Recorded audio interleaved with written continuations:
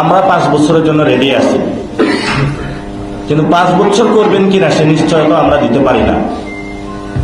Already চায়ের দোকানে কথা চলতেছে, কেউ বলে 1 বছর, কেউ বলে 2 বছর, কেউ বলে 2.5 বছর।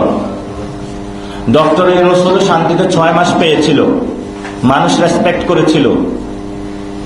এই সরকারের কয় মাস হয়েছে? মনে হয় 3 মাস। সরকার হেলতেছে, দুলতেছে।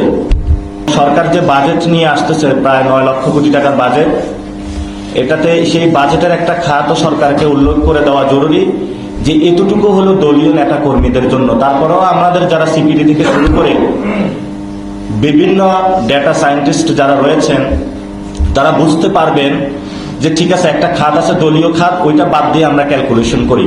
10% না, 10% বলা যাবে না, বললে তো আমেরিকালকে হলো তারা হকি স্টিক নিয়ে আসবে।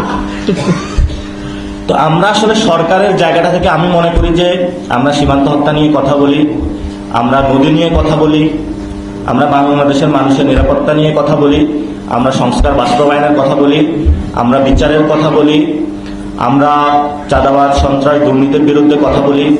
এই জন্য সরকার একটা রক্ষী বাহিনীর ভূমিকা অবতীর্ণ হয়েছে এবং প্রতিনিয়ত আমাদের আঘাত করে যাচ্ছে। কিন্তু আমরা স্পষ্ট করতে যাচ্ছি যে ইনশাল্লাহ আমি মাঠে যাব, আমরা মাঠে যাব। আপনাদের শেষ অপশন আমাদেরকে মেরে ফেলা।